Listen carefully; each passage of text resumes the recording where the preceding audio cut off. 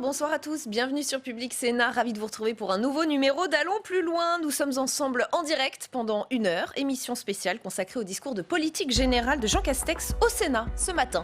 Un discours très axé sur les territoires et la décentralisation, on s'y attendait, mais on verra si cela séduit les élus de la Haute Assemblée. Ils seront nos invités dans la deuxième partie de l'émission. D'abord, les annonces du Premier ministre et les précisions par rapport à son discours d'hier devant les députés. L'Europe financera à hauteur de 35 milliards d'euros le plan de relance français. Il y aura une conférence nationale du handicap. Enfin, et c'est l'information qui a le plus marqué les esprits aujourd'hui, le port du masque rendu obligatoire dès la semaine prochaine dans les lieux publics fermés. Le Premier ministre dit vouloir se mettre dans une logique préventive et c'est d'ailleurs contre toute attente par le volet sanitaire qu'il a commencé son intervention au Sénat ce matin. Faut-il y voir un signe inquiétant? On va ouvrir le débat avec nos invités dans un instant. D'abord, le discours et les réactions, c'est avec Marie Brémond. Jean Castex ne s'est pas attardé sur le plan de relance, la réforme des retraites ou l'emploi des jeunes. L'essentiel avait été dit hier devant les députés. Face à la crise sanitaire et à la possibilité d'une deuxième vague de la Covid-19, le Premier ministre souhaite avancer l'obligation du port de masque dans les lieux publics clos. Il n'est plus question du 1er août. J'ai entendu et compris que cette échéance apparaissait tardive ou suscitait quelques interrogations. Le décret entrera donc en vigueur la semaine prochaine. Il était temps, comme l'exprime le président du groupe centriste. Et imposer le port du masque, ce que enfin le gouvernement est déterminé à faire, vous l'avez annoncé, et maintenir davantage de vigilance participe au rétablissement de la sécurité sanitaire et donc de la confiance. La décision est majoritairement approuvée ici au Sénat. Concernant les tests de dépistage, le Premier ministre a annoncé son intention de les développer davantage, insuffisant pour le patron des sénateurs LR. J'ai entendu le président de la République dire « mais on a les capacités, mais on n'a pas la demande ».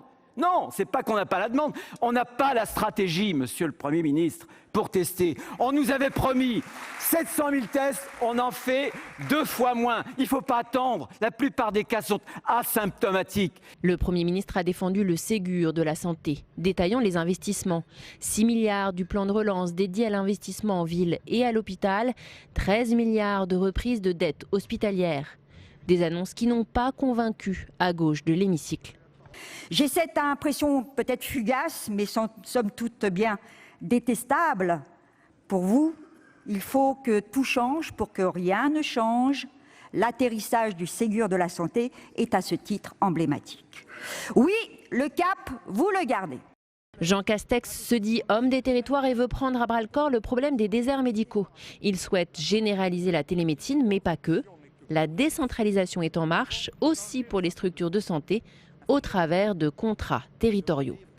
Je souhaite à cet effet que les régions, les départements et les intercommunalités puissent prendre une part plus grande dans la gestion de notre système de santé. La question, c'est pas de créer un nouveau type de contrat, c'est pas de créer un nouveau millefeuille administratif, c'est de modifier en profondeur la gouvernance.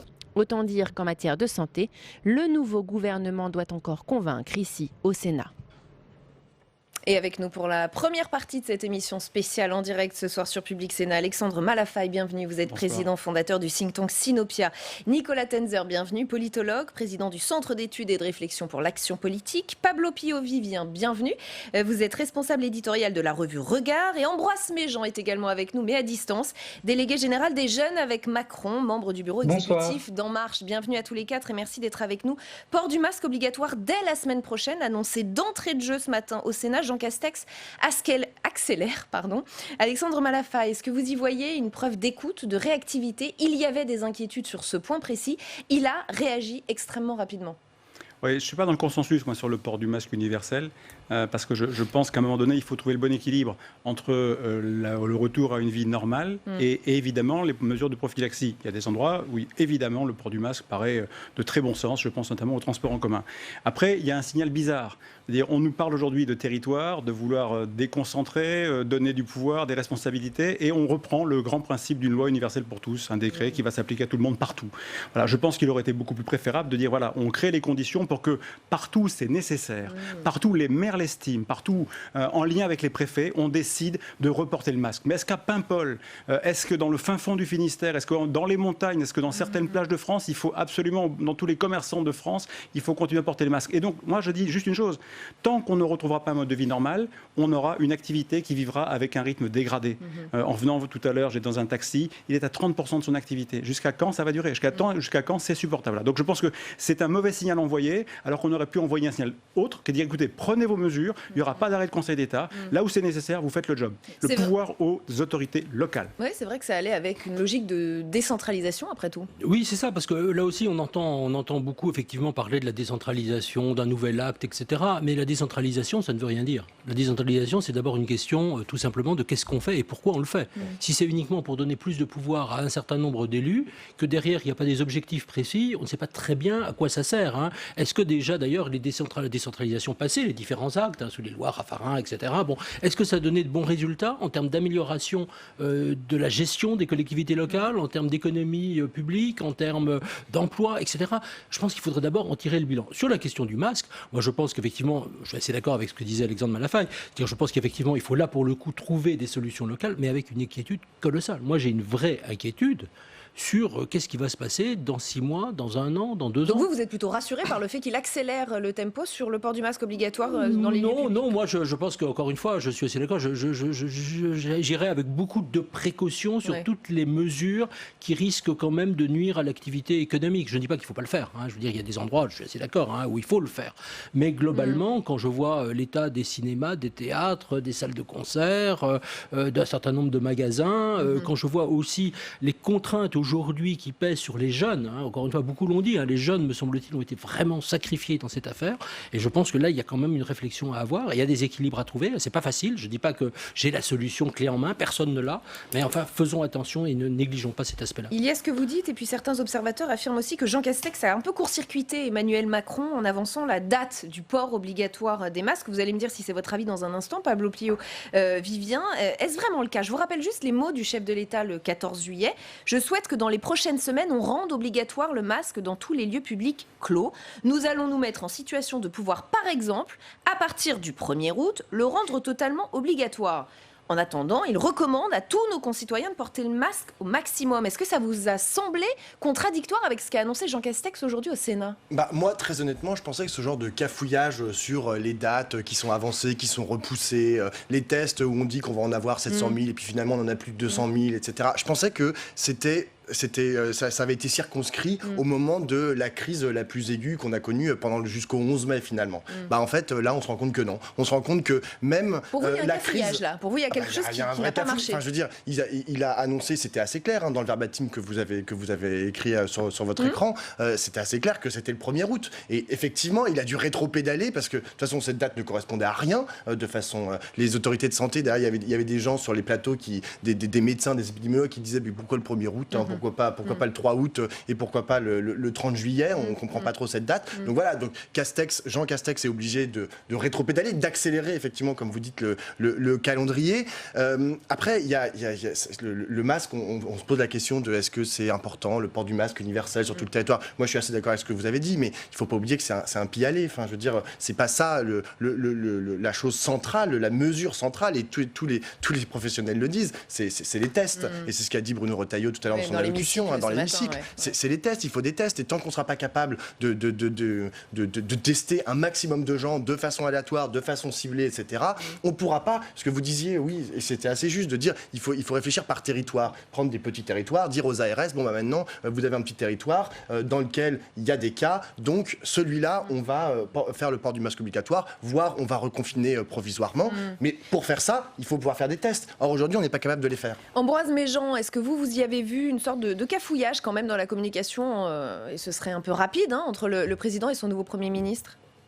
Ouais, écoutez, moi, je trouve ça quand même assez incroyable. Quand cette mesure a été annoncée par le président de la République en disant ce sera potentiellement à partir du 1er août. On a eu le droit à une levée de bouclier de toute l'opposition et de tous les hommes politiques qui nous ont dit c'est trop tard. Il y a beaucoup de concitoyens qui ont considéré aussi, peut-être à juste titre, que le port du masque, et du coup je m'inscris un peu en contradiction avec ce qui a été dit avant, était une mesure qui rassure dans l'espace public, qui rassure aussi dans les lieux clos avant tout, et qui permet donc à plus de gens de revenir acheter, faire leurs achats, rentrer dans les centres commerciaux, parce qu'ils sont rassurés par ce port du masque.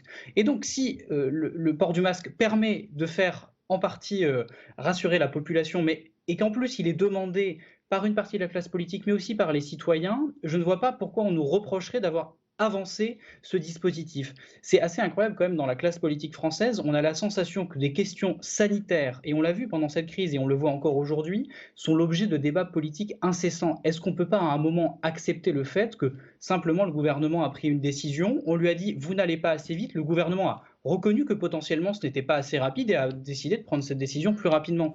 Qu'y a-t-il de choquant à dire ça? Moi, j'y vois surtout la marque d'une nouvelle méthode qui est celle de davantage d'écoute, à la fois de ce que les gens peuvent dire, et puis qui est aussi la capacité de dire bah, on n'est peut-être pas allé assez vite, allons-y plus vite. Mais n'en faisons pas une question politique, c'est d'abord et avant tout une question sanitaire. Et de la réactivité. Et puis sur la question... je vous laisse répondre peut-être Alexandre Malafaye et ensuite on va parler écologie. Moi, je voudrais juste en faire une question de mode de vie. Qui est très importante. Parce que les Chinois portent pratiquement tous des masques, ça ne les empêche pas de développer régulièrement des épidémies, et on l'a vu avec cette nouvelle crise du Covid. Deuxièmement, on est rentré dans l'ère de la prophylaxie extrême. On va porter un masque combien de temps ? Est-ce qu'on ne va pas nous dire qu'au printemps prochain, finalement, compte tenu de la grippe, compte tenu de la gastroentérite, on ne va pas vivre maintenant masqué? Il faut faire attention à la dérive et de la gouvernance par la peur, parce que si c'est ça, on va vivre masqué pendant 30 ans. Et ça, très sincèrement, en tant que citoyen, moi, je suis totalement contre, je suis plutôt en résistance par rapport à cette perspective. Pablo, je voudrais juste rajouter un tout petit mot. En fait, vous avez beaucoup parlé, Arnaud Méjean, de rassurer. L'exécutif n'est pas là pour rassurer, ni les autorités sanitaires ne sont pas là pour rassurer. Ils sont là pour agir, pour prendre des décisions, pour nous protéger, pour notre sécurité sanitaire, mais certainement pas pour nous passer de la pommade comme si on était des enfants et nous dire allez-y, portez un masque, vous allez voir, ça va aller beaucoup mieux. Enfin, non, on demande des mesures claires pour répondre à la crise sanitaire à laquelle on fait face. Pas pour nous rassurer. Je ne sais pas d'ailleurs si ça rassure véritablement. Exactement. Il ne faut pas le faire. Hein. Encore une fois, il y a des bonnes raisons pour le faire aussi dans certains endroits. Donc il n'y a pas de contestation, encore une fois, sur le fond. Mais encore une fois, est-ce que ça rassure? Moi, je vois des gens qui sont profondément, et des gens anxieux, je veux dire. Alors dans les territoires, bon, entre guillemets, parce que j'aime pas trop l'expression, mais dans les territoires, je vois des tas de gens qui sont extraordinairement apeurés. Et agressifs. Et voilà, voilà, exactement. Et je pense que ça, c'est quelque chose dont il faut absolument tenir compte. On continue de parcourir ce discours, si vous le voulez bien, au Sénat, même si cela a été peu développé. Il y a eu un autre volet, c'est celui de l'écologie. Le plan de relance déploiera au moins un tiers de ses crédits à destination de la transition écologique. Ce sont les mots de Jean Castex, avec une attention particulière aux pistes cyclables. Le Premier ministre veut favoriser l'usage du vélo. Il a donné l'exemple du vélo électrique dans les territoires ruraux, ce qui a d'ailleurs donné lieu à quelques railleries dans l'hémicycle. Je vous invite à regarder. Le plan de relance portera une attention particulière aux pistes cyclables. On m'a moqué quand j'ai dit ça, on a dit il parle d'un gadget. Pas du tout, mesdames et messieurs les sénateurs, pas du tout, pas du tout. Et nous sommes à une révolution, c'est le vélo électrique. Il va multiplier les usages, il va raccourcir les distances, oui. Oui, mesdames et messieurs, n'en riez pas, dans 10 ans, on pourra, si on fait un réseau de pistes cyclables sécurisées, on pourra aller de Prades à Perpignan en vélo pour aller travailler. Voilà, alors pour info, Prades-Perpignan, on a regardé, c'est à peu près 45 km par la nationale. Ambroise Méjean a le sentiment que quand Jean Castex parle écologie, il est peu crédible. Et on a vu qu'il avait été chahuté dans l'hémicycle à ce moment-là. La révolution, c'est le vélo électrique ? Bon, j'ai plutôt la sensation que ceux qui n'apportent pas de considération à l'écologie, c'est les sénateurs qui ont ri à ces annonces. Le Premier ministre, vous ne l'avez pas montré dans cet extrait, mais a dit qu'une chose capitale, c'est que c'est d'abord et avant tout une attente de la jeunesse. Et on a suffisamment caricaturé ce gouvernement sur l'absence d'engagement écologique pour ne pas saluer quand il y a des mesures qui sont prises. Et il ne s'agit pas uniquement du vélo, mais si on revient un instant sur le vélo, on constate qu'en 2019, il y a eu 30% de cyclistes en plus en France.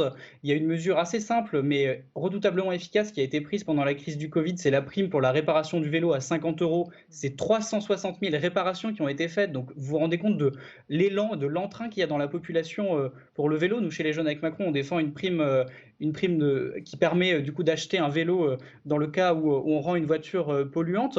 Mais au-delà de ça, au-delà de simplement la question du vélo qui est une partie de ce plan, on remarque quand même que Jean Castex, il annonce 20 milliards d'euros pour la transition écologique et notamment la rénovation thermique des bâtiments qui est, on le sait, le sujet clé.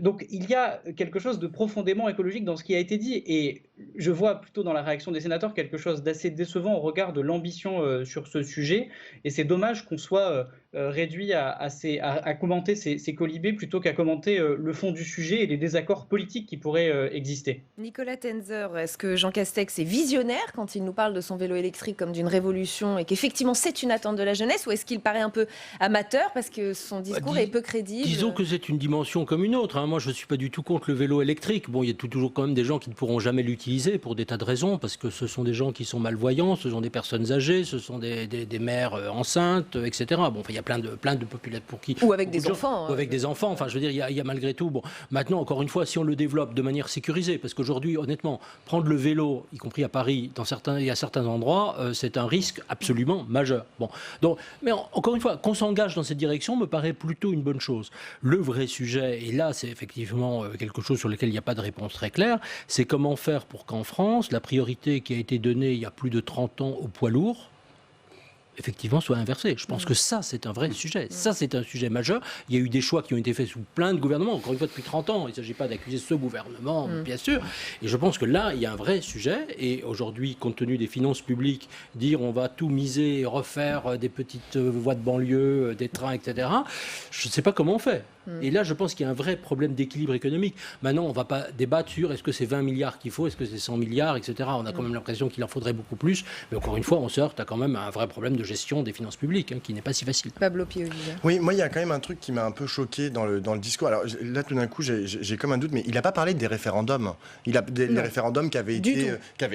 il n'en a pas parlé. Issu de la Convention citoyenne pour le climat, absolument exactement, pas. dont Emmanuel Macron avait parlé lundi en 8, où il avait expliqué qu'il allait mettre 2 référendums, dont l'un sur le fameux écocide. Si ça n'allait pas assez vite au Parlement, c'était quand même soumis à condition et si c'était autorisé par la Constitution. Il n'y a eu pas un mot là-dessus, alors que ça avait l'air quand même assez important pour Emmanuel Macron. Donc je note que, voilà, bon, il a fait des mesures, enfin il a dit qu'il allait débloquer de l'argent. Bon, ça, comme tout le monde a envie de débloquer de l'argent, un tiers du plan de relance qui vont être alloués à la transition énergétique. Bon, on ne demande qu'à le croire, mais pour l'instant, ce sont des promesses. On attend de voir les preuves de ce qu'il a dit. Sur les pistes cyclables, c'est pas inintéressant, comme vous dites, mais c'est vrai que c'est vraiment qu'un des aspects de la politique écologique, de ce que soi-disant il a compris de la population qui attendait des mesures écologiques. Enfin, je veux dire, il y a énormément d'autres choses. D'ailleurs, la Convention citoyenne, il aurait pu reprendre en fait les plus de 140 propositions qui ont été faites et qui ont été retenues,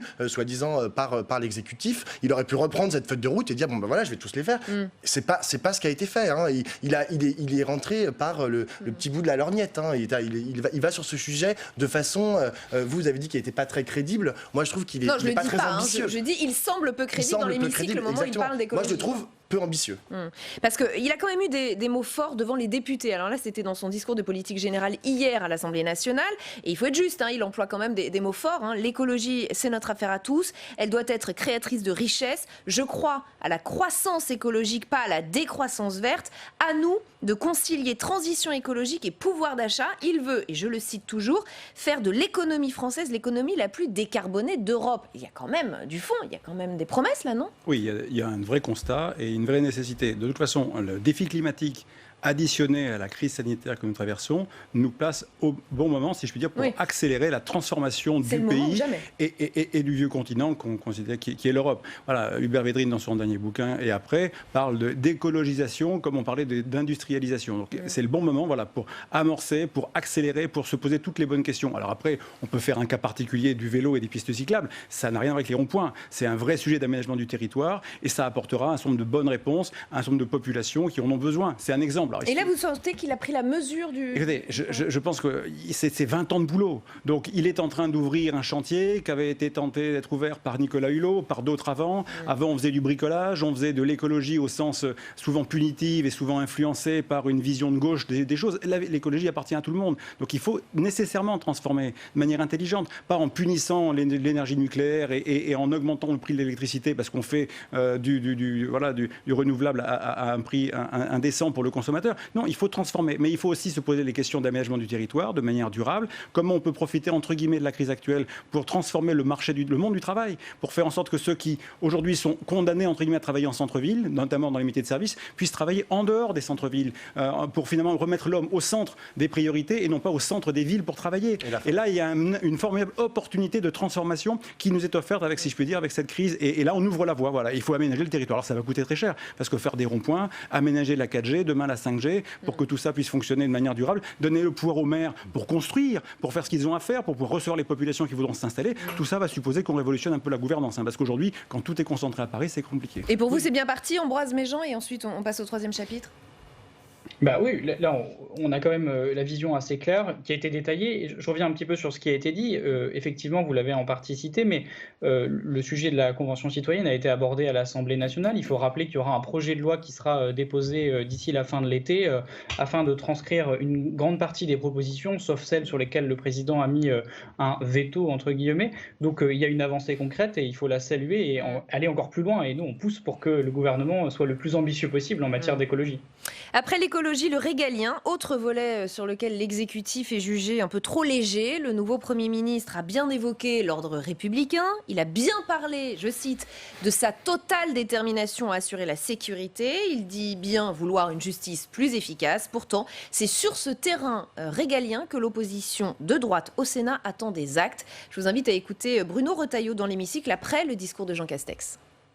Pas un mot du président de la République, mes chers collègues, le 14 juillet, sur le meurtre d'une jeune gendarme. Pas un mot non plus sur le lynchage à Bayonne d'un chauffeur de bus. Eh bien, à Aiguillon ou à Bayonne, c'est la loi de la violence ordinaire qui a prévalu. La France est désormais de tous les pays d'Europe celui qui affiche le taux d'homicide proportionnellement à son nombre d'habitants le plus élevé. Alors franchement, construirez-vous les prisons? Est-ce que le numerus clausus carcéral tiendra lieu encore de politique pénale? Ce sont des questions concrètes auxquelles vous devrez répondre parce que l'État a été fragilisé. Nicolas Tenzer, c'est vraiment un volet, le volet régalien sur lequel Emmanuel Macron a été critiqué le 14 juillet et Jean Castex a... Oui, parce que Jean Castex en a quand même beaucoup parlé. Beaucoup. Ah oui, il en a parlé. Il en a quand même parlé. Ouais. Il en a quand même parlé. Après, on peut... Alors, je pense qu'il y a deux sujets. D'abord, effectivement, exploiter ces crimes épouvantables, je dirais, c'est comme un peu le degré zéro de la politique. On est politique émotionnelle. Ces crimes, malheureusement, ils existent. Il faut effectivement trouver des solutions et aucun gouvernement jusqu'à présent, de droite comme de gauche, n'en a trouvé à cette question, effectivement, de la délinquance quotidienne dans certains endroits. Délinquance, d'ailleurs, qu'il ne faut absolument pas assimiler avec l'immigration, et je pense que là aussi, il faut faire très très attention, dans une même phrase, de ne pas placer les deux en même temps. Vous venez de le faire, hein. Non, mais justement, pour dire qu'il faut éviter, je pense, de faire ce genre d'assimilation. Maintenant, encore une fois, sur cette petite délinquance, sur le fait qu'il y ait certains endroits où on ne peut plus aller, sur le fait qu'il y ait ces incivilités quotidiennes, ce qui est encore autre chose que les meurtres terribles, auxquels sont des choses aussi qu'on ne peut pas comparer, hein, les incivilités quotidiennes et les meurtres de cette gendarme et de ce chauffeur de bus. Encore une fois, ce sont deux choses, encore une fois, très, très différentes. Il faut le faire, mais comment le faire ? Qui a trouvé une solution jusqu'à présent? Et je pense que c'est quand même... Alors, je ne dis pas qu'il ne faut pas y travailler. Je pense que Jean Castex, pour le coup, a eu raison de dire essayons de restaurer quand même cette police de proximité qui avait été... Il a parlé de la justice de proximité aussi. La justice aussi, mais enfin là aussi, comment est-ce qu'on parvient à faire travailler, c'est un sujet majeur, on ne va pas l'aborder maintenant, aussi mieux la police et les magistrats. Je pense qu'on a des vraies questions, effectivement, de chaîne d'investigation, de chaîne de sanctions, de chaîne aussi, quand même, malgré tout, de réhabilitation, quand même, des gens, parce qu'il y a quand même beaucoup de jeunes aussi qu'on peut, Dieu merci, réhabiliter. C'est quelque chose, je pense, qui est un chantier majeur. Et il ne faut pas l'aborder dans des termes émotionnels comme je viens de l'entendre. Alexandre Malafaye. C'est un discours, il y en aura d'autres. Il y a un gouvernement, chacun pourra apporter sa patte, sa touche, chaque ministre fera son boulot. Les sujets qui n'ont pas été abordés n'ont pas été escamotés pour autant. Là, il y a un certain nombre de priorités qu'il faut affronter. Jean Castex est un homme loyal, honnête, pragmatique. Voilà, il a devant lui la relance du pays, il a la lutte contre le chômage, il a la sécurité sanitaire qui est un vrai défi parce qu'il ne faut pas qu'on replonge dedans. Il a ouvert un grand chantier quand même qui est celui de la gouvernance, avec un certain nombre de perspectives, la réforme du CESE, le dialogue social, la volonté d'aller vers davantage de déconcentration et de décentralisation. Il a parlé, moi j'ai trouvé que c'était important parce qu'à ce niveau-là, c'est la première fois du partage de la valeur des entreprises, sujet sur lequel on travaille beaucoup avec Sinopia.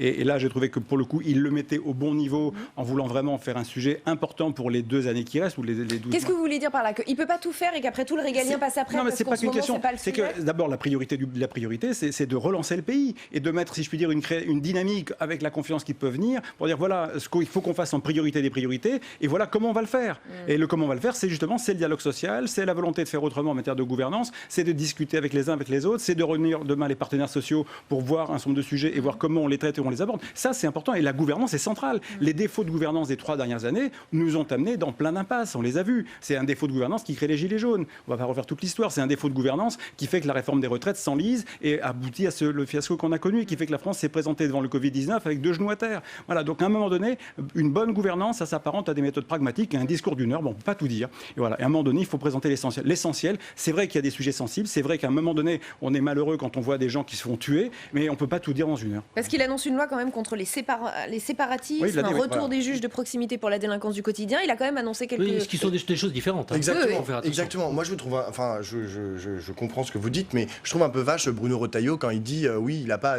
Emmanuel Macron n'a pas abordé ça dans son interview. Jean Castex lui a quand même laissé au sujet une grande place dans son discours à l'Assemblée Donc ils ont été nationale. complémentaires. Quoi, Ils ont tous été les deux, complémentaires. sur ce plan-là. Et Jean Castex a été excessivement clair dans son confusionnisme. C'est-à-dire que effectivement, moi, je trouve ça toujours aberrant en fait d'entendre un responsable politique de premier plan, l'espèce le Premier ministre, mettre sur le même plan le séparatisme, le communautarisme, le terrorisme. Enfin, je ne sais pas si vous vous rendez compte de ce que ça veut dire. J'aimerais bien qu'il aille dire ça aux anglo-saxons, en fait, pour qui le communautarisme est une façon d'envisager la politique. Hein. Mettre ça dire ça aux anglo-saxons et mettre ça sur le même plan que le terrorisme, c'est gravissime. Et ensuite, mélanger les choux et les carottes, il l'a fait aussi, Jean Castex. Hein. Je veux dire, il a mélangé Bayonne, il a mélangé ce qui s'est passé à Bayonne, il l'a mélangé avec ce qui s'est passé à Aiguillon, il a tout, les événements à Dijon avec les Tchétchènes, il a tout mis ça dans le même sac, il a remué, il a mis les tags avec. Il a mis ça dans le chapitre sécurité. Il a mis ça dans le chapitre sur sécurité, mais c'est dramatique en fait de mettre dans le même paragraphe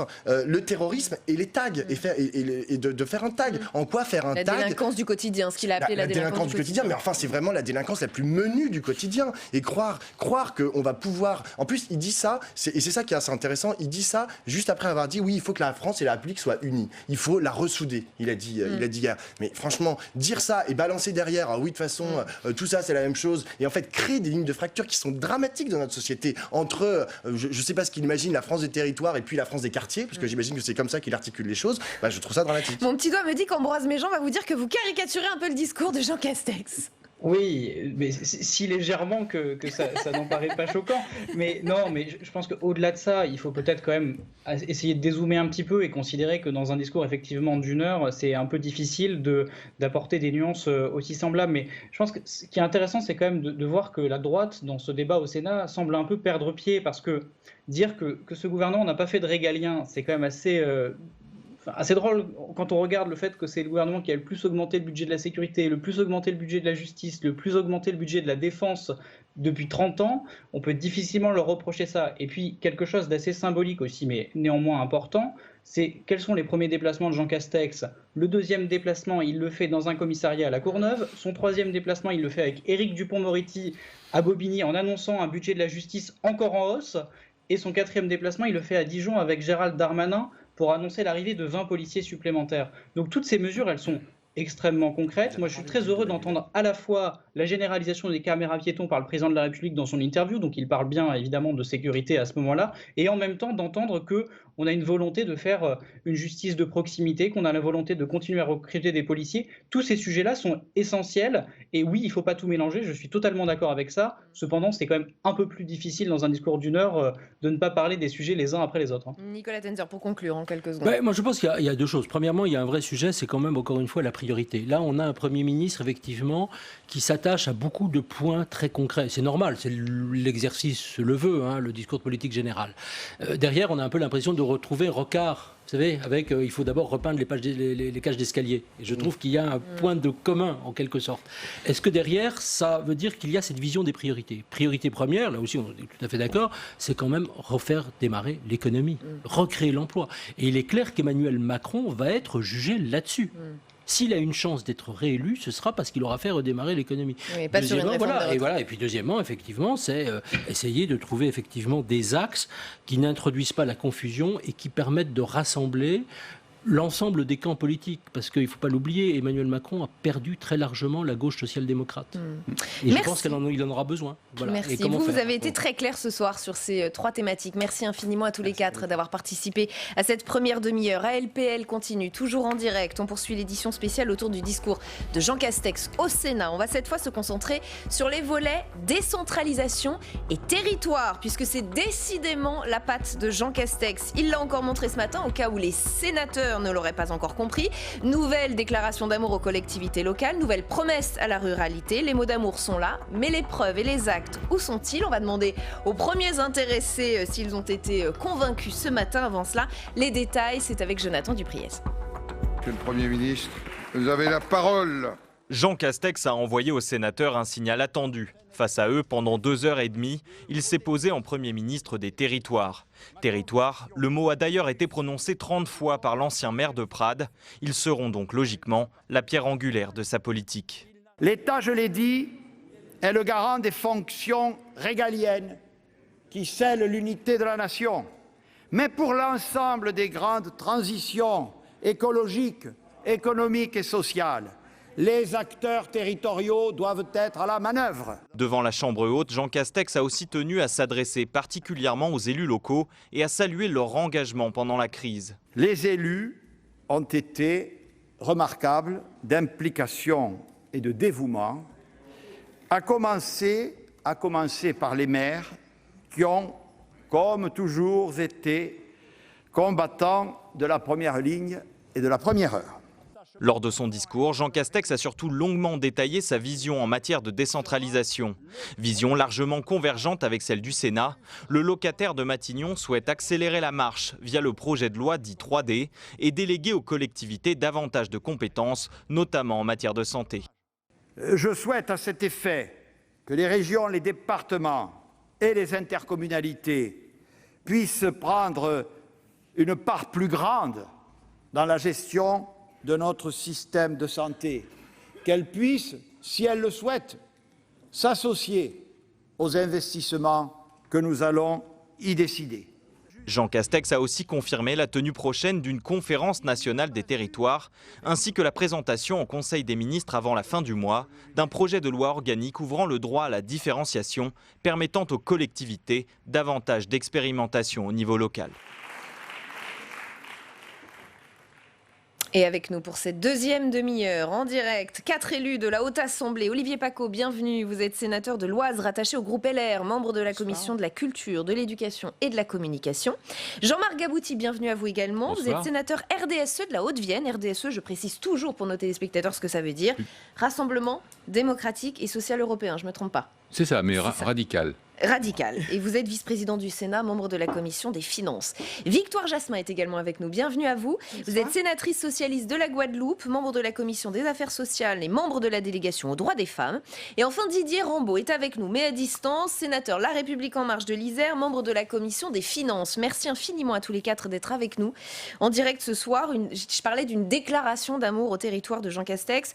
On imagine aisément que son amour des territoires n'est pas fin, qu'il est sincère. Pour autant, est-ce que cela vous convainc? Est-ce que cela vous a convaincu, Olivier Paccaud, par exemple? Écoutez, le lyrisme Les Républicains est effectivement l'enracinement territorial de certains paragraphes du discours, moi, ne m'ont pas laissé indifférent. Néanmoins, je n'ai pas été totalement convaincu. J'ai peut-être un arrière-goût un petit peu amer parce qu'il y a eu beaucoup de belles paroles, mais très générales. Et à l'arrivée, même si c'était une déclaration de politique générale, il a peut-être manqué pour ce gouvernement de mission, il reste 600 jours, il nous l'a répété, il a peut-être manqué quelques mesures fortes. On pourra en parler, il y en a 2-3, mais finalement, il n'y a pas grand-chose en fait. Ça a été un réquisitoire lucide, mais très sévère sur la gouvernance Macron et la déconnexion jupitérienne. Ça, on est tous d'accord là-dessus. Et il a eu raison, à mon avis. Il y a un changement de méthode. Après, le cap, c'est quand même très flou. Alors, on écoutera des extraits à nouveau, hein, notamment sur ce qu'il propose de concret sur la décentralisation. Oui. Restons peut-être d'abord encore sur les mots. Hier, Victoire Jasmin, Jean Castex prononce 25 fois le mot territoire. Ce matin, il l'a prononcé 30 fois. Est-ce que c'est pour vous devenu un élément de langage où vous y croyez et vous vous dites, là, cette fois, on a un Premier ministre qui nous respecte et qui va nous écouter? C'est avant tout un élément de langage, je dirais, d'une part, mais d'autre part, il est conscient des difficultés qu'il y a eu dans la première partie de ce quinquennat. Donc, il veut réajuster tout simplement, parce qu'il y a eu au début du quinquennat vraiment un vide. Les territoires étaient négligés, n'étaient pas pris en compte, et il a fallu que ce soit au niveau de l'Association des maires de France, des départements de France et des régions de France, qu'il y ait une montée en charge, et ils ont adressé des courriers, mais ils ont aussi, lors avec l'association des maires, lors du congrès des maires notamment, ils ont eu l'occasion de montrer leur difficulté à être en lien avec ce gouvernement qui les ignorait. Donc les territoires ont été suffisamment abandonnés.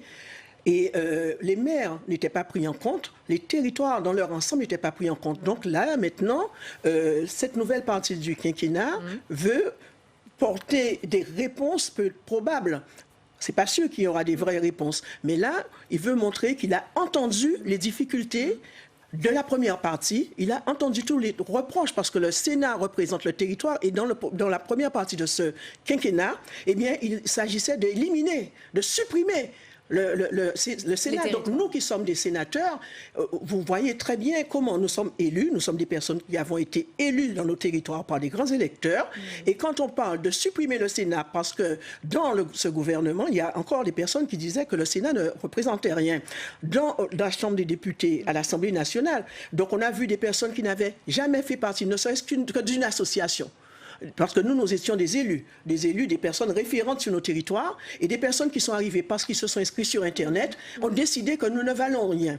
Donc là, aujourd'hui, monsieur le nouveau Premier ministre a pris conscience des ratés de ses prédécesseurs, et il veut justement adoucir, je dirais, les choses. Il y a presque un effet de balancier, Jean-Marc Gabouty, mais moi ce que j'entends, c'est que finalement vous y êtes assez sensible à ce Premier ministre qui vous parle beaucoup territoire. Sur les territoires, au Sénat et dans l'ensemble du milieu des élus locaux, quelle que soit leur sensibilité politique, on est nécessairement sensible à ce discours. Oui, mais vous pourriez vous dire... Je crois qu'il y a une intention forte, et vous allez voir, je vais être prudent. Nous avons derrière nous 15 ans de bonnes intentions et 15 ans de déceptions en ce qui concerne les territoires, la décentralisation, la déconcentration et la vraie prise en compte des territoires au-delà des discours. Donc moi je soutiens plutôt le gouvernement, mais je suis pragmatique et réaliste et j'attends de voir dans les textes de loi comment cela se traduira, parce que le début du quinquennat n'a pas été, sur ce point-là en tout cas, flamboyant. On a eu de grosses déceptions sous la présidence précédente, sous les deux présidences précédentes même on peut dire, avec la loi NOTRe, avec un certain nombre de textes. Il y a toujours eu de bonnes intentions, mais moi j'attends de voir la concrétisation. Je pense qu'il peut y avoir l'insistance qu'il y a mis. J'espère que derrière il y a quelque chose de solide en termes de projet, et peut-être que la révélation de la crise du Covid, qui a vu quand même une réactivité des territoires, le fait de mettre le préfet un petit peu au centre de l'administration, de coiffer, pas de manière officielle, mais de coiffer un petit peu quand même les ARS dans un certain nombre de départements, le rôle qu'ont joué les maires, les EPCI, les présidents de départements et les régions. Je crois qu'il y a peut-être aussi une prise de conscience de la réactivité des territoires qui, sur cette crise du Covid, ces collectivités sont avérées, disons, plus réactives et plus opérationnelles que les services de l'État. Alors, il y a eu les mots d'amour pour les territoires, j'en rappelle encore quelques-uns et je vous donne la parole, Didier Rambaud. La France des territoires, c'est la France de la proximité. Libérer les territoires, c'est libérer les énergies. Une phrase prononcée au passage à l'Assemblée également hier. L'État et les collectivités ont la République en partage. Les mots d'amour, c'est bien, les preuves, c'est mieux. Y a-t-il eu du concret? Je vous laisse juger et je vous fais réagir ensuite, Didier Rambaud. On va donc créer des emplois. Eh bien, je veillerai que, sauf exception justifiée, elles interviennent toutes au bénéfice de l'échelon départemental de l'État et plus en administration centrale. Didier Rambaud, vous avez entendu les sénateurs présents sur ce plateau attendre du concret, du réel, des actes forts. Est-ce que là, ce qu'on vient d'entendre, ça fait partie de ce premier acte de décentralisation qui va se concrétiser? Vous y croyez? Oui, bien sûr, même si j'ai un peu envie de démonter cette idée qui voudrait que durant la première partie de ce quinquennat, on ne s'est pas préoccupé des territoires. Bon, je sais que c'est un peu une légende qui a été construite par la droite sénatoriale. Bon, je me permets de vous rappeler que quand même, durant ces 3 premières années, pour la première fois depuis 10 ans, on a stoppé la baisse des dotations aux collectivités territoriales. On a encouragé justement les collectivités à investir à travers des dotations autour de la DETR, la DSIL. Mais c'est vrai que je suis heureux de cette confirmation, peut-être de ce changement de cap, oui, beaucoup plus fort, à travers la nomination de ce nouveau Premier ministre, ou peut-être pour la première fois, on n'a pas un Premier ministre qui, depuis Paris, regarde la province, mais un Premier ministre de la province qui va bousculer un petit peu Paris. Voilà, je crois qu'avec Jean Castex, on a à la fois cet élu local, moi je m'y retrouve parce qu'il a exercé 3 fonctions que j'occupais avant d'être sénateur, maire, président d'une interco et conseiller général, et puis c'est aussi un haut fonctionnaire qui connaît les rouages de l'État. Donc voilà, je crois que voilà, maintenant la feuille de route a été écrite hier à l'Assemblée ce matin au Sénat. Effectivement, il faut maintenant que tout cela se confirme. On a déjà vu un changement qui est peut-être passé inaperçu par tout le monde, c'est le changement de secrétaire général du gouvernement. Là aussi, je crois qu'il y avait un petit peu peut-être un ras-le-bol chez certains parlementaires de voir un petit peu le travail du gouvernement, du Parlement un petit peu bloqué par ces hauts fonctionnaires qui, à travers ce secrétaire général qui symbolisait un petit peu justement ce centralisme, cette représentation de l'établissement. Voilà, je trouve que c'est un premier acte symbolique qui n'a pas été peut-être souligné, mais ça méritait d'être dit. Mais on en a parlé assez longuement hier soir sur ce plateau, Olivier Paccaud, et on parle effectivement de celui qu'on surnommait Premier ministre bis, qui vient d'être remplacé. L'État s'est trop éloigné, a dit Jean Castex. Il a même parlé des régions trop grandes. Vous y croyez vous aussi cette fois? Que l'État se soit concret, quand même. Non, mais que l'État se soit éloigné, c'est clair. Mais je veux quand même corriger un tout petit peu ce qu'a dit M. Rambaud en nous renvoyant un peu dans nos 22 concernant la première partie du mandat. Je lui rappelle simplement balance ton maire. Bon, aujourd'hui c'est adore ton maire. Tant mieux, tant mieux. Et adore tes territoires. Adore tes territoires. Alors qu'on ait fait des erreurs avant cette mandature. Exemple, les grandes régions, c'est une évidence. Et pour revenir en arrière, ça va être compliqué. Néanmoins, effectivement, aujourd'hui, il faut faire confiance au territoire. Alors, il y a des propositions qui fusent. Sous l'égide du président Larcher, avec le président Retailleau, nous allons proposer 50 mesures très précises. Je vous en cite qu'une seule. Inscrire dans la Constitution le principe que qui décide paie. Il y a beaucoup de choses à faire pour effectivement libérer les énergies des territoires. Et Jean Castex a dit qu'il allait les regarder avec bienveillance et attention. Mais oui, on l'accompagnera si effectivement il prend la main que nous lui tendons. Et vous savez, au Sénat, quels que soient les partis en présence, on a toujours une volonté d'être constructif. Et donc, nous n'allons pas avec mépris rejeté la bonne volonté exprimée par le Premier ministre, bien évidemment. Et une dernière chose quand même, le fait qu'il ait été effectivement non seulement maire de Prades, mais aussi conseiller départemental. Et pour moi, c'est encore beaucoup plus important, parce que vous travaillez sur tout un territoire. Qu'il ait été conseiller régional, et qu'il ait aussi travaillé dans une intercommunalité. Ça fait qu'il connaît tous les rouages du territoire au plus fin. Et c'est essentiel. Ouais. Juste un mot, je ne vais pas prendre mon tour de parole avant, mais simplement parce que ça vient en complément de ce qui est dit par mon collègue. Et je ne veux pas corriger le Premier ministre, mais il a parlé que les emplois soient créés au niveau des départements et moins au niveau de l'État. Je suis d'accord, mais on a constitué avec effectivement ces grandes régions des administrations régionales centralisées et surdimensionnées. Oui.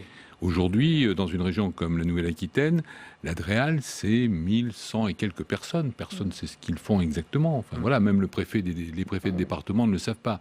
Donc, on a trop dépouillé les départements au profit d'administrations centralisées au niveau régional. Donc il faut retrouver un équilibre. Et je vous laisse la parole dans un instant. Juste, on va continuer les preuves d'amour qu'il a essayé de montrer aujourd'hui. Redonner de l'attractivité au monde rural par l'économie, réinvestir dans les lignes ferroviaires, dans les routes en impliquant les régions, mettre en avant les petites villes de demain. Bref, Jean Castex et les territoires, des paroles aux actes, cela donne ça. La priorité des priorités, c'est de trouver ou de retrouver le chemin d'un développement économique du monde rural. Il faut donc revitaliser par l'économie. Le service public suivra. Il faut les embarquer dans la révolution numérique. Les réseaux, c'est aussi la conservation des lignes ferroviaires. Peut-être réinvestir dans les routes. Nous déploierons fortement. Là, c'est encore la strate au-dessous. Je la connais bien. Le programme dit « Petites villes de demain » avec un objectif gouvernemental clair, 1000 villes concernées en plus partout sur le territoire. Il en décline là, Victoire Jasmin, des propositions et des promesses pour décentraliser, aller dans les territoires. Oui, alors je vais juste dire, concernant les grandes régions, tout juste... Oui, bien sûr. Concernant les grandes régions, c'est sûr que ça partait peut-être probablement de très bonnes intentions pour décentraliser, mais mettre à proximité un certain nombre de services. Là, ça a été peut-être utilisé de façon différente, mais les régions, selon moi, depuis la décentralisation, c'était une façon de mieux prendre en compte sur chacun des territoires. Donc là, la proposition qui est faite et qui me semble juste, si c'est bien mis en œuvre, c'est qu'il faut, dans tous les territoires, qu'il y ait les services publics de proximité pour éviter les déplacements, parce que la proximité, que ce soit pour l'agriculture, pour développer les territoires, il faut la proximité. Et quand on voit aujourd'hui qu'il y a des difficultés pour se déplacer, alors que si on met à proximité un certain nombre de services, les gens auront moins à se déplacer. Mais vous avez entendu qu'il parle de l'économie de proximité, pas forcément les services publics. Oui, oui, justement. Alors on ne sait pas ce qui sera dedans, mais je dis que de plus en plus, on a besoin de développer les territoires, de maintenir sur chacun des territoires un certain nombre de services, dont les services publics, pour éviter les déplacements. Et puis, les modes de déplacement doux, parce que là, les routes, certes, mais on doit de plus en plus voir, parce qu'il y a une volonté qui s'est traduite dans les unes récemment, de travailler différemment, d'avoir des énergies propres. Donc, mettre en œuvre des déplacements doux de proximité, parce que moins les gens auront besoin de se déplacer longtemps et loin, plus ils auront besoin de modes de déplacement doux. Donc, c'est important, la proximité et la cohérence dans ce qui est dit et proposé. Donc, dans la mise en œuvre, on verra bien concrètement ce que ça va donner. Oui, donc, ça part de bonnes intentions. Ça part de bonnes intentions. Mais au niveau environnemental, les routes, c'est bien, mais si on veut utiliser moins les voitures, donc privilégier les routes, privilégier d'autres types de circuits, d'autres modes, parce que là, avec toutes les propositions qu'il y a, que ce soit des éco-quartiers, il y a d'autres modes de déplacement doux qui ne nécessitent pas forcément qu'on puisse construire des routes. Donc là, dans la mise en œuvre, en fonction des territoires et en fonction des lieux où il y a des besoins, on verra bien comment les choses peuvent évidemment se mettre en œuvre. Didier Rambaud, il parle d'impliquer les régions dans les routes aussi, dans les routes nationales, qui coûtent très cher à l'État. Il a décliné Mais c'est déjà le tout cas. un tas de sujets relativement concrets. Mais avec la loi NOTRe, c'est déjà le cas pour les régions. Le transport, c'est déjà une des missions. Donc ce n'est pas une annonce, nous dit Victoire Jasmin. Mais Didier non, Rambaud. c'est déjà le cas. Le transport, ça a été transféré parce que c'était des départements. Il y a besoin, je pense, de clarification en matière de transport, ne serait-ce que le ferroviaire. C'est très compliqué, les transports, la région qui est organisatrice de transport, mais qui délègue au département le transport scolaire. Donc je pense qu'effectivement, il y aura besoin d'un nouveau toilettage. Et puis concernant les routes nationales, effectivement, je pense qu'il a lancé cette proposition de déléguer cette compétence aux régions.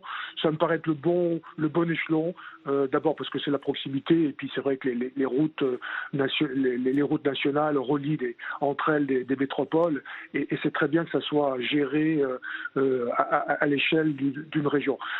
Encore une fois, on voit la plus-value que va apporter Jean Castex au pays, à ce gouvernement. Il connaît très bien notre pays. C'est une nation, mais c'est fait aussi de territoires tellement diversifiés entre les métropoles, les territoires périphériques, les ruralités, parce que moi je préfère utiliser il n'y a pas d'une ruralité, il existe des ruralités qui peuvent être très différentes d'un département à un autre, et y compris même à l'intérieur d'un département. Donc c'est clair qu'il y a un enjeu pour les prochains mois de franchir une nouvelle étape en matière de décentralisation. Mais alors si vous le voulez bien, Didier Rambaud, je vais vous laisser la parole à nouveau, parce qu'on parle de territoire, de décentralisation. La question est maintenant de savoir si cela s'accompagne d'une plus grande autonomie financière des collectivités. Parce que voilà, les communes, par exemple, elles ont perdu la taxe d'habitation, parce que même si on se dirige vers un report pour 20% des Français, cette taxe sera bel et bien supprimée pour tout le monde. Et c'est Jacqueline Gouraud en personne qui nous l'a confirmé ce matin dans Bonjour chez vous. On l'écoute et je vous laisse répondre, Didier Rambaud. Cette année 2020, 80% des ménages ne paieront plus de taxes d'habitation, et qu'il reste 20% des Français qui normalement la paient jusqu'en 2023.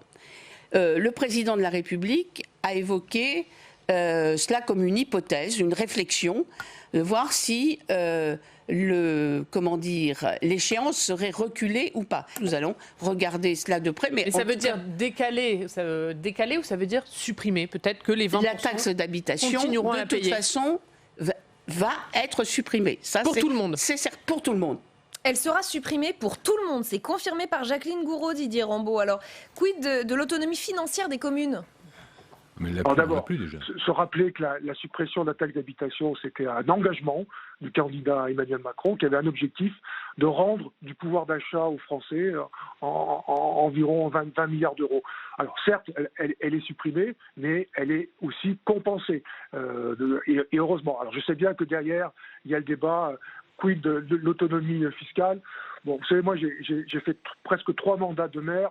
Bon, l'autonomie fiscale, je préfère qu'on parle d'autonomie financière. En gros, c'est dans ma commune, quand j'ai un budget à monter, c'est quelles recettes dont je peux disposer. Bon, la question d'autonomie fiscale, ça me paraît maintenant, c'est devenu, à mon avis, très, très accessoire. Mais je pense que l'important, effectivement, c'est ce que la commune percevait comme recette au niveau de la taxe d'habitation. C'est effectivement, à partir du moment où elle est supprimée, elle doit être compensée à l'euro près et évaluée dans le temps aussi. Jean-Marc Gabouty, est-ce qu'on peut parler... Jean-Marc Gabouty, est-ce qu'on peut parler décentralisation? Est-ce qu'on peut louer le travail des maires au quotidien et leur enlever cette ressource financière et aller jusqu'au bout? Mais ils n'ont plus de liberté sur cette ressource financière. Ils ont aujourd'hui une compensation, y compris pour la partie qui est payée. Mais ils craignent que cette compensation ne dure pas. Ah non, mais si, la compensation obligatoirement, elle va durer. Le tout est de savoir, je dirais, si en période d'inflation, elle aura une évolution ou pas. C'est là qu'éventuellement est le piège. Et le fait de la supprimer pour tout le monde n'est pas une décision gouvernementale, c'est une recommandation du Conseil constitutionnel. Voilà, donc le gouvernement se plie aux recommandations du Conseil constitutionnel. Bon, il va repousser l'échéance, ce qui personnellement ne me choque pas, parce qu'il va falloir parler recettes à un moment ou à un autre, quand même. Voilà. Ensuite, si on revient sur l'écologie et sur les transports, j'aimerais bien dire un mot, parce que Jean Castex a évoqué le maintien du réseau ferroviaire et les petites lignes. Moi, j'ai posé une question d'actualité au gouvernement cet après-midi en faisant un appel à un plan Marshall ferroviaire, parce que on a des mesures écologistes qui sont parfois un peu dogmatiques, d'autres un peu punitives, d'autres un peu cosmétiques, mais on a un sujet sujet qui n'est pas abordé depuis 30 ans dans notre pays. Le fret ferroviaire couvrait 46% du transport de marchandises en 1974. Il couvre aujourd'hui 9%. La moyenne européenne est de 17%. On a un retard phénoménal et personne ne s'est attaché à vouloir renverser cette tendance. Ce qu'on va économiser, le fret ferroviaire par rapport au transport camion, il n'est pas question d'éliminer les camions, mais il y aura du ferroutage, il y aura de la messagerie, de la proximité, etc. Mais c'est 8 fois moins de pollution, si on prend les gaz à effet de serre, les particules, etc. C'est 6 à 8 fois moins de pollution. Et on ne s'attaque pas à reprendre, je dirais, la main sur le fret ferroviaire qui va jusqu'à handicaper la logistique de nos ports, par exemple, parce qu'on est en position de faiblesse par rapport à Hambourg, par rapport à Anvers, sur cette desserte. Là, je crois qu'il y a un grand plan d'investissement qui peut être à la fois bénéfique en termes d'emploi, bénéfique sur le plan écologique, et qu'il faudrait vraiment s'y attaquer. Il faudra 10 ans pour revenir à un niveau correct. Mais il faut que quelqu'un ait cette vision. À 10 ans, on va rééquilibrer le transport en faveur du ferroviaire de voyageurs, avec des lignes de proximité, mais également du fret ferroviaire qui périclite depuis 30 ans dans notre pays. Donc je crois qu'il y a quelque chose d'essentiel sur le sujet et qui, sur le plan écologique, c'est beaucoup plus important que les vélos électriques. Excusez de faire cette remarque. Victor Jasmin. Je suis... En fait, lui, il parle des grandes lignes, mais c'est pas partout sur le territoire qu'il y a ce problème-là, parce que le territoire français est divers. Donc là, je voudrais revenir sur les transferts de compétences, parce que là, c'est important que M. Kaboudi puisse évidemment parler de cette problématique. Mais les transferts de compétences, moi, je me méfie, parce que contrairement à ce que vous avez dit, il y aura probablement des compensations. Mais je dis bien probablement, parce que nous avons bien vu que très souvent, lorsqu'il y a eu des transferts de compétences, il n'y a pas eu compensation forcément. Les départements en savent quelque chose. Par exemple, concernant les personnes qui sont bénéficiaires du RSA, que l'État a transféré vers les départements le RSA, et bien maintenant, il n'y a pas forcément de compensation. Les départements ont de grandes difficultés. Et dans beaucoup d'autres cas, quand il y a eu les différentes décentralisations, quand on regarde bien, entre les transferts de compétences qu'il y a eu et les compensations qui étaient prévues initialement, eh bien, au fil du temps, eh bien, ce sont les collectivités qui ont eu à prendre en compte et à financer l'intégralité des mesures qui étaient initialement prévues. Donc, il faut qu'on soit très méfiant. Il faut des garanties. Et là, moi, je ne vais pas préjuger de la bonne foi de Monsieur le Premier ministre, Jean Castex, mais je dis qu'il faut qu'on fasse attention, il faudrait qu'on soit vigilant. Le Conseil d'État, évidemment, a demandé que ce soit pour tout le monde, c'est tout simplement parce que le gouvernement avait proposé que ce soit pour un certain nombre de personnes. Et là, l'égalité, on a droit à l'égalité, tout le monde, on a les mêmes droits, et parce qu'on a les mêmes droits, on doit bénéficier des mêmes droits, donc il n'est pas question qu'il y ait des cohérences, et il faudrait que nous puissions tous bénéficier de cette particularité. C'est ce que disait Jacqueline Gouraud d'ailleurs ce matin sur notre antenne. Donc c'est tout simplement, donc il faut dissocier les choses. Vous avez raison, mais pour le RSA, c'était une compensation fléchée sur une dépense. Et ce qui a baissé, c'est pas la compensation, c'est la dépense qui a augmenté. Mais oui, mais il y a autre chose. Alors justement, ne soyons pas trop techniques pour nos téléspectateurs, je vous en supplie. Voilà, non, en fait, on va pas venir, mais en fait, c'est quand même clair. En fait, nous, on se comprend, donc il va falloir être vigilant. Donc vous avez. C'est annuel. Il nous reste 2 minutes. Olivier Paco et Didier Rambaud. Moi, je vais boucler la boucle avec mes collègues parce que on a parlé effectivement de territoire. Le Premier ministre a parlé de confiance. Il faut qu'il fasse confiance au territoire. Et je vais rebondir, moi. Ma collègue a parlé de voie douce. On a parlé d'un plan vélo. Enfin, le plan, Monsieur Castex parle d'un plan vélo. Eh bien, les territoires, bien souvent, ils l'ont fait. Sans avoir besoin d'une idée ou d'un l'aval de Je vais vous donner Paris. l'exemple de mon département, l'Oise, dont je suis conseiller départemental. Nous avons lancé un plan donc de voie douce, mais nous avons aussi, depuis très peu de temps d'ailleurs, permis aux Oisiens qui le souhaitent d'avoir droit à 300 € pour acquérir un vélo électrique dans l'Oise.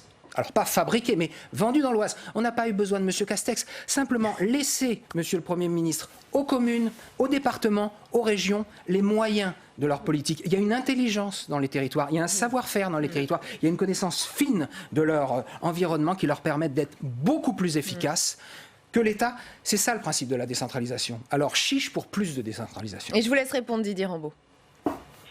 Oui, non, mais sur ce sujet plus particulier des mobilités douces, j'entends ce que dit mon collègue Olivier Paccaud. C'est évident que certains territoires ont su prendre de l'avance, ont pris du temps, mais très franchement, c'est encore insuffisamment développé.